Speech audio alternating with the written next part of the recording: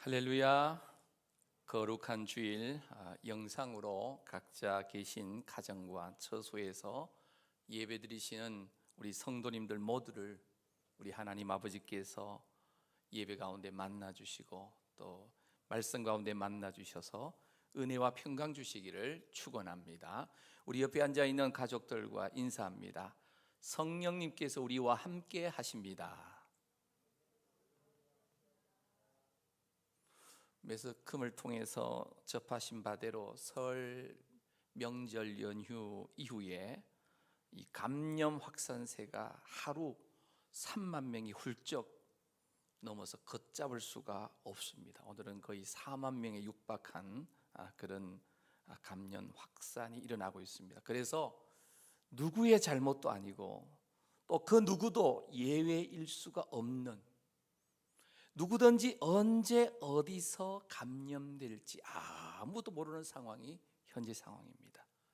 하여서 저희 성도님들 중에도 이 다수의 이 코로나 양성 확진자들이 지난 주간에 발생을 했습니다. 물론 이미 밀접 접촉자들은 자원하셔서 또 신속 진단 키트나 또 보건소에 가서 PCR 검사를 받으셨습니다. 하지만 이 감염 확산 예방 차원에서 저희 교회는 선제적으로 2주간 동안 전면 온라인 예배로 전환하게 되었습니다. 이렇게 감염 사태로 부득불 이 비대면 예배로 전환하고 흩어진 성도들이 이제 각 처소에서 우리가 교회입니다, 내가 곧 교회입니다 하는 모습을 보여주시면서 사시합니다.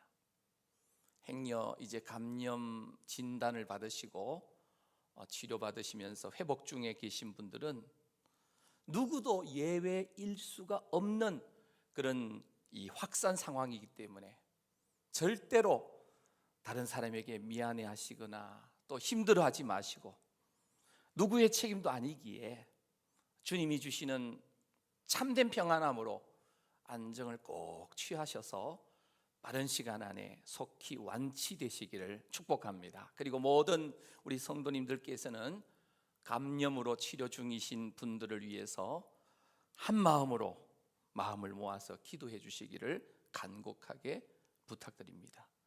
그리고 이런 상황 속에서는 꼭 필요한 대화 이외에는 이런저런 말들을 아껴주시고, 또 어떤 말이 부풀려서 잘못 전달되어서 다른 사람에게 마음 상하게 하는 일이 절대 생기지 않도록 주의하시면 좋겠습니다. 사랑하는 성도 여러분, 주일날 이렇게 예배당에 올라올 수도 없고 각 처소에서 예배 드려야만 하는 이런 상황이 너무나도 안타까운 상황이지만, 주의 긍휼로 하루빨리 이런 모든 상황이 종료되어져서 우리가 마음껏 주님을 예배하고 찬양하고 교제할 수 있는 그날이 속히 오도록 마음을 모아서 기도해 주시기를 부탁드립니다. 그리고 행여나 예배당에 오시지 못한다고 해서 예배를 등한시하거나 소홀해서는 안 됩니다.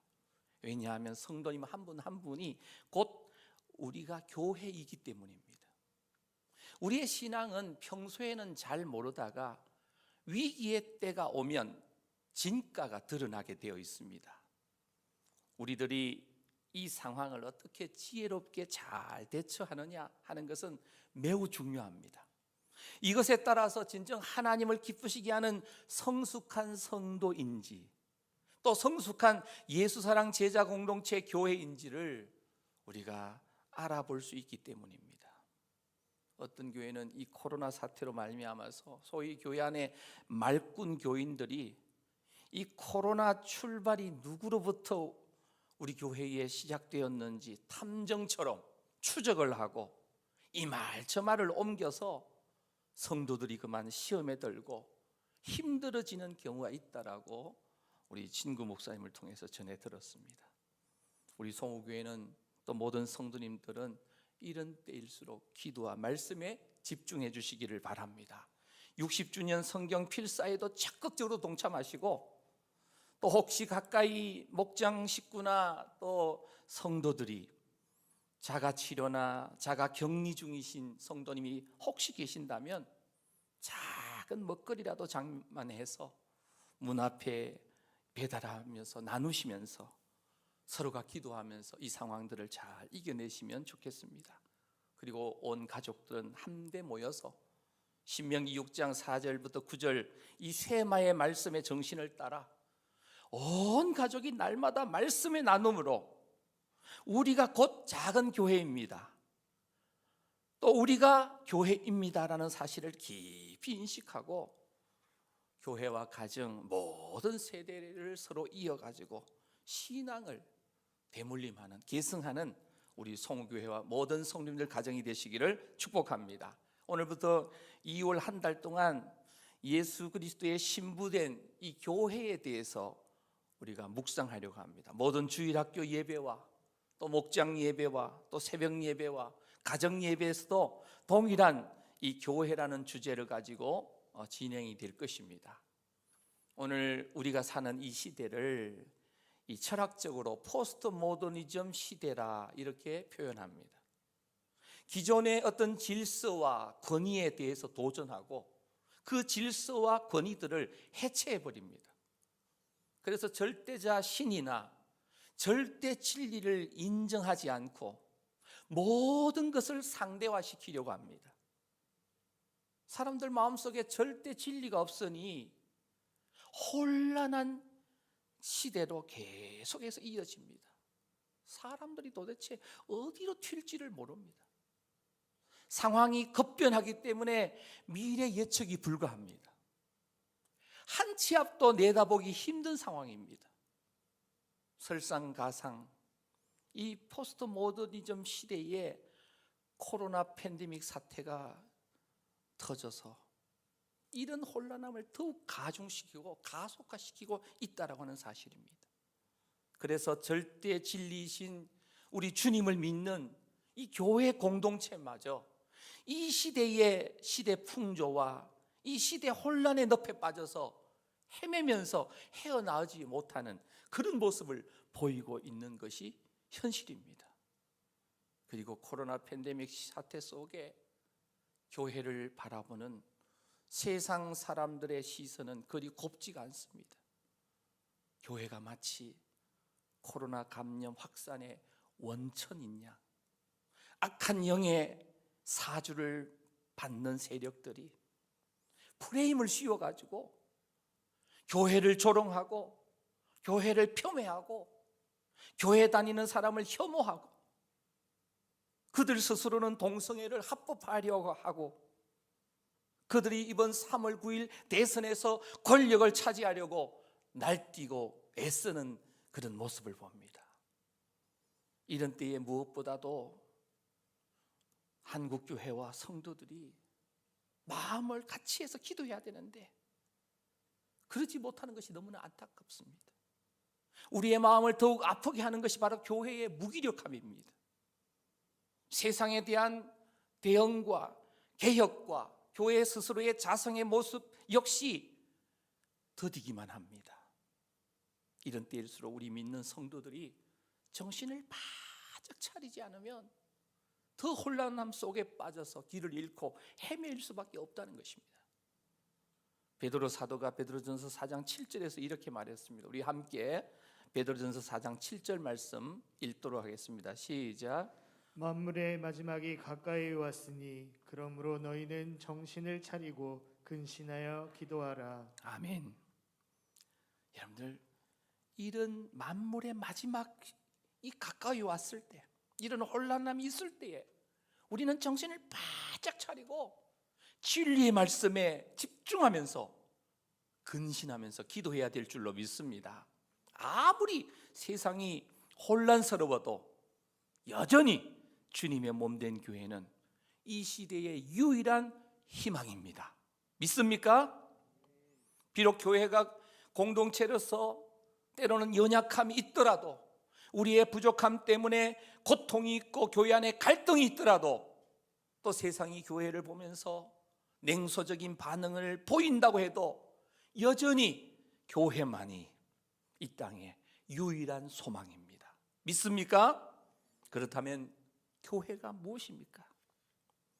생명력 넘치는 교회 공동체의 모습을 어떻게 회복할 수가 있습니까? 한마디로 교회와 성도들이 본질에 충실해야 됩니다. 본질의 성부를 걸어야 됩니다. 그러려면 뿌리로 돌아가야 됩니다. 근원으로 돌아가야 합니다. 종교개혁자들이 외칩니다. 오직 믿음이다. 오직 은혜다. 오직 하나님께 영광이다. 은혜의 구원을 선포하면서 오직 성경으로 돌아가자라고 외치는 거예요. 사랑하는 우리 성도 여러분, 포스트 모더니즘 상대주의와 이 팬데믹 시대의 혼란한 위기를 만난 이 시대에 교회와 성도들 본질에 충실해야 됩니다. 그래서 다시 생명을 살리는 생명력 있는 교회로 회복하기 위해서 근원으로 돌아가야 됩니다. 교회의 뿌리가 어디입니까? 신약교회의 탄생 시점인 사도행전 2장으로 돌아가서 점검을 해보아야 됩니다. 흔히 이 신학자들은 성경의 역사를 하나님의 구원의 역사, 곧 이 구속사라고 말을 합니다. 사실 이 구속사라는 관점에서 사도행전 2장은 매우 중요한 위치를 차지하고 있습니다. 이유가 뭡니까? 사도행전 2장의 오순절에 성령 하나님께서 강림하시고 신약의 교회가 탄생하기 때문입니다. 이 사도행전 2장의 교회의 모습은 우리가 교회입니다. 다시 말하면 모이는 교회와 흩어지는 교회의 모습을 모두 보여주는 말씀이라고 우리가 봅니다. 예수님에게는 12명의 제자 공동체가 있었습니다. 모두가 성격들이 한 성질씩을 합니다. 꿈과 야망도 큰 그들이 어느 날 예수님의 부름을 받고 예수님의 제자 공동체의 일원이 되었습니다. 이들은 주로 갈릴리를 중심으로 살았던 사람들입니다. 우리가 잘 아는 이 베드로와 안드레 이 형제, 그리고 야고보와 요한 이 형제들은 모두 고기를 잡던 어부들입니다. 뱃사람들입니다. 우리가 아는 대로 뱃사람들은 조금 거칠고 다혈질인 경우가 많습니다. 그래서 베드로도 좀 거칠고, 이 야고보와 요한도 별명이 우레의 아들이라는 별명이 붙을 정도로 성격이 얼마나 급한지, 마치 그들이 외치면 천둥이 치는, 번개를 치는 것과 같았다라는 것입니다. 어쨌든 이런 한 성격을 하는 사람들이 자신의 모든 인생을 예수님께 드리기로 하고 꿈과 기대를 가지고 예수님을 3년 동안 따라다녔습니다. 그러던 어느 날 예수님께서 흉악한 죄수로 몰려서 그만 십자가형을 당해 돌아가시고 맙니다. 저들의 꿈도 무참히 짓밟히고 말았습니다. 얼마나 놀랍고 제자들이 얼마나 무섭고 얼마나 실망스러운지 저들은 뿔뿔이 흩어지고 말았습니다. 예수님의 죽음으로 예수님의 제자 공동체는 그 순식간에 와르르 와해되어져 무너져 없어지는 것만 같았습니다. 그런데 웬일입니까? 3일 후에 예수님께서 살아나셨다는 소문이 저들에게 들려왔습니다. 실제로 예수님께서 이 제자들을 찾아오셔서 손과 발에 못 박힌 상처를 보여주셨습니다. 베드로와 요한은 예수님의 빈 무덤도 확인했습니다. 그리고 의심 많던 도마에게도 부활의 예수님은 어김없이 나타나셔서 만나주셨습니다. 예수님께서는 부활하신 자신을 보여주실 뿐만 아니라 저들이 보는 앞에서 하늘로 올라가시면서 당부하십니다. 사도행전 1장 4절 말씀입니다. 우리 함께 읽겠습니다. 사도와 함께 모이사 그들에게 분부하여 이르시되 예루살렘을 떠나지 말고 내게서 들은 바 아버지께서 약속하신 것을 기다리라. 사랑하는 성도 여러분, 아버지께서 약속하신 것을 기다리라. 예루살렘 떠나지 말고. 그 약속하신 것이 무엇입니까? 사도행전 1장 5절 말씀입니다. 우리 또 함께 읽겠습니다. 시작. 요한은 물로 세례를 베풀었으나 너희는 몇 날이 못 되어 성령으로 세례를 받으리라 하셨느니라. 아버지께서 약속하신 것이 바로 성령님이셨습니다. 하지만 제자들은 성령님의 존재에 대한 의미와 성령 하나님이 오시면 어떤 일들이 일어나는지를 잘 몰랐습니다. 단지 예수님에 대한 그리움, 예수님을 통해 가졌던 그 꿈에 대한 미련과 아쉬움이 더 컸습니다. 앞으로 자신들 삶에 어떤 일들이 일어날까 하는 미래에 대한 두려워하는 마음을, 그리고 복잡한 마음을 가지고 있었습니다. 그렇게 몇 날이 지나갔습니다. 오순절 날이 되었습니다. 오순절은 유월절 후에 50일째 되던 날을 기념하면서 성전에 올라와서 하나님께 특별한 제사를 드리면서 지키는 절기입니다. 이 오순절 때는 밀과 보리를 첫 수확하는 그런 시작하는 때이기 때문에 맥추절이라고 부르기도 하고, 또 유월절 후에 안식일이 7번 지난 후에 오는 50일째 날 오는 절기라고 해서 77절이라고 부르기도 합니다. 그 당시에 예루살렘에는 이 유대와 사마리아와 지중해 연안 국가로 흩어져 있던 유대인 디아스포라들이 이제 오순절 절기를 지키기 위해서 예루살렘 이 성으로 올라와서 군중들이 인산인해였습니다. 예루살렘 골목들은 순례객들로 가득 차 있었습니다. 그리고 그들은 자신들의 상황에 따라서 성전에서 이 제사를 드리고자 제사에 이 쓸 제물을 구하는 일로 혼잡한 상태로 예루살렘 성은 시끌벅적했습니다. 바로 그때에 예루살렘 성 시온문에서 아주 가까운 한 다락방에 1년의 사람들이 모이기 시작했습니다.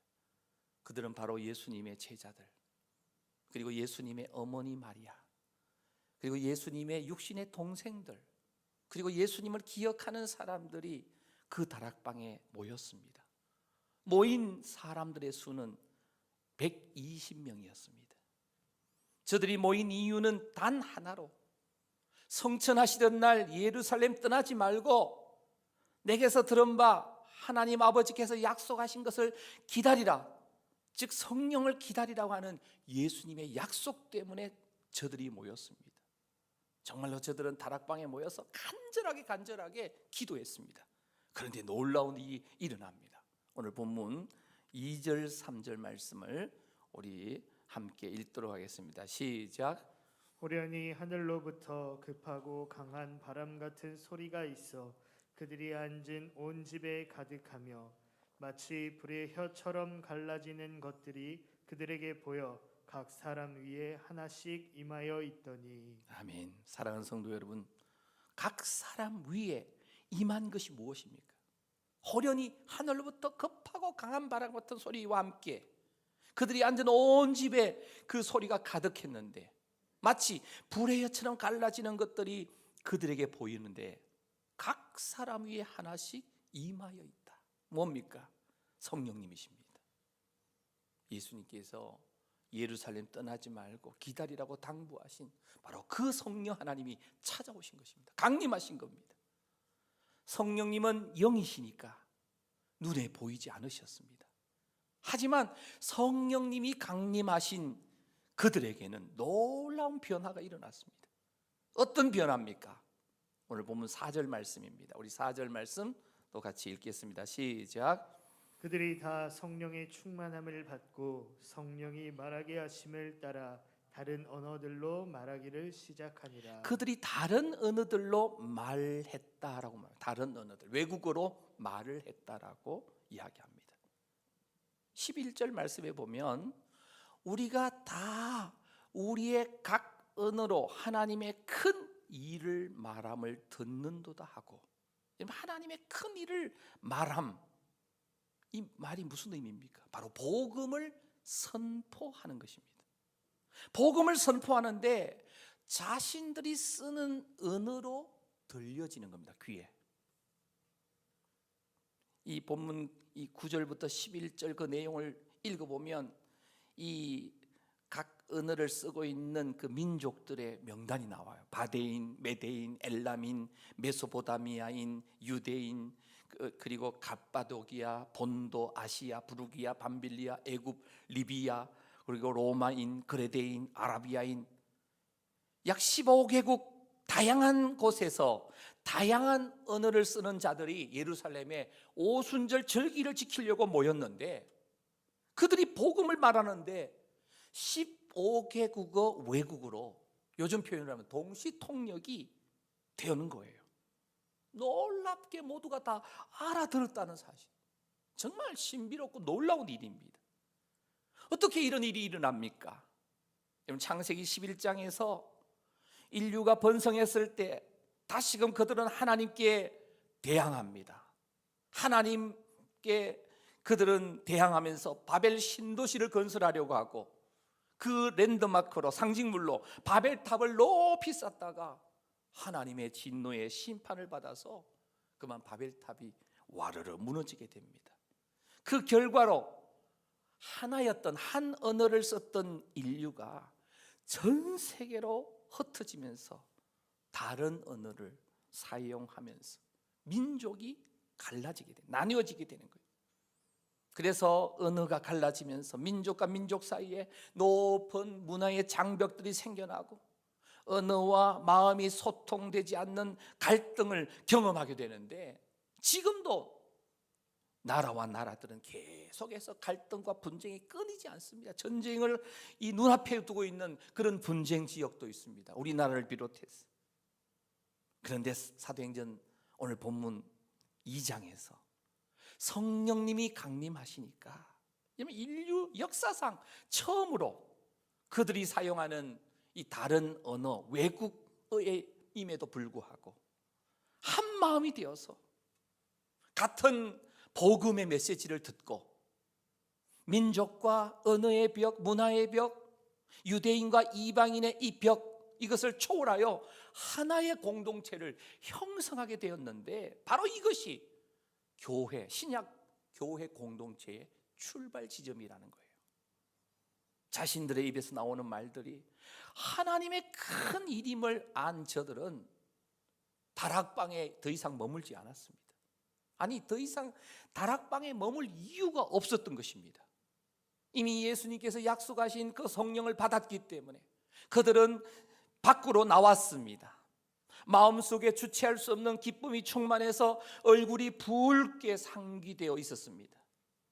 그들을 보는 사람들마다 마치 술 취한 사람들처럼 얼굴이 붉게 상기되어 있으니까 대낮부터 술에 취했다라면서 조롱을 합니다. 그러나 그 사람들은 전혀 상관하지 않았습니다. 그들 중에 베드로가 군중 가운데 일어납니다. 그리고 담대하게 선포합니다. 사도행전 2장 14절부터 41절까지의 내용이 바로 베드로가 그 오순절 성령이 강림한 바로 그날에 군중들 앞에서 메시지를 선포하는, 복음을 선포하는 겁니다. 담대하게 선포합니다. 자신들은 술에 취한 것이 아니라 그 옛날 요엘 선지자가 예언했던 그 말씀이 성취된 현장에 있노라고. 요엘 선지자는 성령님이 오시면 어떤 현상이 일어나는지를 분명하게 말씀했습니다. 성령님이 오시면 어떤 일이 일어나는가? 자녀들은 예언하고, 젊은이들은 환상을 보고, 노인들, 늙은이들은 꿈을 꾸게 되고, 이런 역사가 일어나려면 성령님이 오셔야 되는데, 바로 그 성령님이 오셨다라고 하면서 선포하는 겁니다. 오늘 우리 가운데도요, 성령님이 강하게 충만하게 역사하셔야 되는데, 문제는 어떻게 하면 성령님이 오시느냐 합니다. 오늘 베드로의 설교 가운데 정답이 정확하게 나옵니다. 오직 하나입니다. 사도행전 2장 21절 말씀입니다. 우리 함께 읽겠습니다. 시작. 누구든지 주의 이름을 부르는 자는 구원을 받으리라 하였느니라. 아멘. 누구든지 주의 이름을 부르는 자는 구원을 받으리라. 예수님을 믿어야 합니다. 예수님을 믿으면 구원받습니다. 성령님이 왜 오십니까? 바로 예수님을 믿고 구원받도록 하시기 위해서 성령님은 오십니다. 베드로는 성령 충만하여 일어나서 외쳤을 때 이 베드로의 외침은 우리가 어떻게 하면 구원받을 수 있느냐는 거예요. 사람은 절대로 자신의 의로는 구원을 받을 수가 없다는 거예요. 오직 우리를 구원할 유일한 구원자가 필요하다는 거예요. 그 유일한 구원자가 바로 예수 그리스도이시라는 사실입니다. 구원자이신 예수님을 믿으려면 자신의 죄를 철저히 회개하고 죄 사함을 받아야 한다라고 사도 바울은 외칩니다. 사도 베드로와 이 모든 사도들을 외칩니다. 그리고 베드로가 선포하는 예수님의 십자가 피 묻은 생명의 복음의 말씀을 듣고 오순절 당일에 예루살렘에 모였던 이들 중에 다수가 자신의 죄를 회개하고 주님 앞에 돌아옵니다. 죄를 회개하고 주님께로 돌아오는 자들은 이미 성령 강림을 체험한 120명의 제자들처럼 그들에게도 성령의 강한 역사가 일어나기 시작하는 거예요. 베드로의 선포의 말씀을 듣고 회개하여 주님께 돌아온 자들의 숫자가, 세례를 받은 숫자가 41절에 보면 그날에 바로 3,000명이나 되었다. 하루 만에 이 예루살렘 이 초대교회 예루살렘 교회의 성도 수가 3,120명이 되는 거예요. 3,120. 할렐루야. 이렇게 성령님의 강림하심으로 회개하고 예수 그리스도를 구주로 영접하고 구원받은 이들은 자연스럽게 이제 모이기 시작합니다. 이렇게 모인 자들을 통해서 이 땅에 가장 아름다운 공동체가 탄생됩니다. 그 공동체를 우리가 교회라고 말합니다. 교회는 헬라어 이 단어로 에클레시아라고 표현합니다. 에클레시아, 에크 밖으로, 레시아 불렀다라는 의미입니다. 이 단어는 원래 이 아테네 시민들을 어떤 결정을 위해서 밖으로 불러내서 회의를 하는 데서 이 단어가 유래했습니다. 그런데 성령이 임한 초대교회 공동체에서 이 교회를 당시 사람들은 여러 단어 중에 바로 에클레시아로, 교회라고 부르기 시작했습니다. 교회는 건물이 아닙니다. 사람들의 모임입니다. 예수 그리스도를 구세주로 영접한 주인으로 모신 사람들의 모임이 바로 교회입니다. 사람들의 일반적인 모임은 특징이 있습니다. 다양한 모임들이 있습니다. 특징이 다 있는데 어떤 친목 모임이 있을 수 있고요. 어떤 취미생활, 어떤 동호회도 있을 수 있고요. 그리고 같은 학교에 나왔다고 동창생 모임도 있을 수 있고요. 같은 고향 사람이라고 향후의 모임도 있습니다. 그런데 이 에클레시아 교회의 특징은 공동점이 뭐냐? 바로 각각 자신의 죄를 회개하고 예수님을 구세주로 주인으로 모신, 그래서 구원받은 사람들의 모임이라는 거예요. 오늘 우리 모두가 이 교회 에클레시아에 회원된 줄로 믿습니다. 이 땅에 교회 공동체가 형성되기 시작한 것은 이렇게 탄생한 교회가 자연스럽게 이제 그들이 하나님의 나라를 위해서 몇 가지 일들을 하게 됩니다. 이 일이 바로 교회가 무엇을 하는 곳인지를 보여주는 그런 말씀입니다. 사도행전 2장의 42절부터 47절에 있는 말씀이 바로 그 말씀을 이야기합니다. 첫째는 말씀의 가르침을 받습니다. 이 말씀을 가르치는 자들은 사도들입니다. 제자들입니다.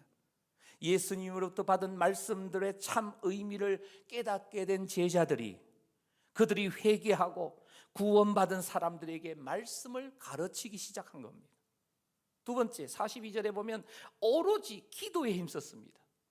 성령 받은 사람들은 기도합니다. 성령님은 우리로 하여금 기도하게 하십니다. 기도는 하나님과 소통하고 하나님의 뜻을 찾는 겁니다.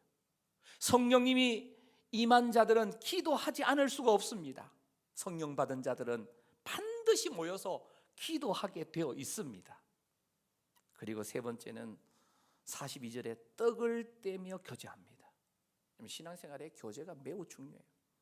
신앙생활을 잘 하려면 하나님의 자녀들이, 성도들이 서로 교제해야 됩니다. 교제를 잘 하려면 뭐가 필요합니까? 떡이 필요해요. 함께 무언가 먹으면서 교제해야 돼요. 물론 지금은 감염 사태 중이기 때문에 먹는 것을 최대한 절제하고 하지 않아야 되지만, 사실은 아름다운 교제를 위해서는 커피 한 잔이라도 있어야만 교제가 가능합니다. 사람이 친해지려면요, 함께 밥을 먹어야 돼요. 함께 떡을 먹어야 돼요. 함께 먹을 때에 친해지고 정이 듭니다. 코로나 감염 사태 때는 최대한 절제해야 되지만, 이 사태가 끝나면 모든 성도들이 서로 자주 만나서, 복음 안에서 만나서, 주님 안에서 만나서 먹고 교제하면서 말씀을 서로 나눠야 됩니다. 그리고 44절에 보면 나눔을 실천했습니다. 나눔. 자신들의 집에서 물건을 가지고 와서 없는 사람들에게 나눠주고, 재산이 많은 사람 재산을 팔아서 자신이 가진 것들 중에 좀 재산이 많은 사람들은 각 사람의 필요에 맞게끔 나누어 줬습니다. 그래서 교회는 나눔이 풍성한 곳입니다. 서로 좋은 것을 나눠주고 베풀어 주는 것, 교회에 소외된 자, 가난한 자들 더 특별히 챙기고 나누어서 베풀어서 가난 때문에 힘겨워하지 않도록 하는 곳이 바로 교회여야만 합니다. 선교하는 만큼 사실 구제도 동일하게 많이 해야 되는 것이 바로 주님의 몸된 교회여야 합니다. 이렇게 해서 사도행전 2장에 주님의 몸된 교회가 이 땅에 탄생했습니다. 이렇게 탄생한 교회는 이 땅에서 그 어떤 세상의 어떤 모임보다도 아름다운 공동체로, 그리고 우리 송우교회도 앞으로 더더욱 아름다운 예수사랑 제자 공동체로 성령님의 도우심으로 성숙해 가게 될 줄로 믿습니다. 사랑하는 성도 여러분, 부득불 지난 주간에 교회 안에 우리 다수 확진자들이 발생을 했습니다. 그래서 2주간 전면 온라인 예배로 전환했는데요, 지금처럼 예배당에 우리가 이렇게 모일 수 없을 때 흩어진 성도들이 흩어진 그곳에서 바로 내가 교회입니다 하는 모습을 이제 곳곳에서 보여주실 수 있게 되시기를 바랍니다. 어떤 모습을 보여야 합니까? 코로나 사태 속에서 때로는 양성으로 판정받을 수도 있고 다행히 음성일 수도 있지만, 어떠한 환경에서도 우리가 말씀 읽기를 중단하지 말고 성경 필사에도 더 적극적으로 동참하고, 그리고 그 말씀에 묵상하면서 말씀의 가르침을 받아야만 합니다. 그리고 그 말씀에 가르치는 대로, 성령님의 도와주시는 대로 기도하고 사랑을 나눠야 됩니다. 그리고 가능하면 서로 먹을 것들을 준비해서 마련해서 보내주고 챙겨줘야 됩니다. 떡이나 맛있는 고기 혼자 다 드셔가지고 살이 너무 많이 붙어가지고 감염 확진자가 아니라 살이 확진자가 되는 것을 다 거절하시기를 바랍니다. 거부하시기 바랍니다. 그래서 기꺼이 다른 사람에게 나누어 주시기를 기뻐하는 우리 성도님들이 되시기를 바랍니다. 그리고 간곡하게 다시 한번 부탁드리는 것은, 공적인 어떤 시청에서 임명한 공적 역학관 조사관도 아니면서, 역학조사관도 아니면서 코로나가 누구로부터 시작되었는지 스스로 탐정이 되어서 추적하는 질문은 누구에든 절대 하지 마시길 바랍니다. 그래서 우리 교회, 우리가 곧 교회입니다 하는 모습을, 진정 하나님을 기쁘시게 하는 예수사랑 제자 공동체의 모습을 보여주실 수 있게 되시기를 소망합니다. 사랑하는 성도 여러분, 교회는 이 세상에서 가장 아름다운 공동체가 될 수밖에 없는 모든 기능을 하나님께서, 특별히 성령 하나님께서 교회 공동체에 주셨습니다. 세상에 그 어떤 모임이, 어떤 단체가 함께 말씀을 배우고 함께 기도하고 함께 떡을 떼고 자기 것을 아낌없이 서로 나누어 주는 그런 모임이 어디 있습니까? 오직 성령님이 강림하신 주님의 몸된 교회밖에 없습니다. 교회는 절대로 보이는 건물이 아닙니다. 성도 한 사람 한 사람이 우리가 교회입니다, 우리가 교회입니다 하는 마음으로 나의 삶의 현장에서 예수님을 보여주면서 삶의 현장에서 살아가는 것입니다. 성도님들의 살아가는 삶의 모습들이 바로 진정한 교회의 모습입니다. 우리가 교회입니다. 우리가 교회입니다. 하는 삶의 모습을 삶의 현장에서 보여줘야 됩니다. 코로나 사태로요, 믿음을 포기하는 분들이 종종 있습니다. 어떠한 일이 있더라도 코로나 핑계로 말씀을 듣고 배우고 기도하고 나누는 삶을 중단하시면 안 됩니다. 비대면이라고 해서 예배를 소홀히 하면 안 됩니다. 왜요? 우리가 곧 주님의 몸된 교회이기 때문입니다. 사랑하는 성도 여러분, 우리 모든 성도님들이 우리가 교회입니다 하는 삶을, 그 삶의 모습을 삶의 현장에서 보여주시기를 소망합니다. 그래서 하나님 아버지께 칭찬받는, 더욱 하나님을 기쁘시게 하는 예수사랑 제자 공동체 송우교회가 되도록 모든 성도님들이 한마음 되어 주십시오. 하나님의 말씀을 더욱 잘 배우고 기도에 힘쓰고 나누고 베풀며 함께 떡을 떼는, 그래서 하나님을 기쁘시게 하는 예수사랑 제자 공동체 우리 송우교회를 꼭 이루어 나가십시다. 도우시는 성령님께서 우리에게 강하게 역사하여 주실 줄로 믿습니다. 성도님 한 분 한 분은 송우교회 얼굴이시고 교회이십니다. 우리가 교회입니다. 할렐루야.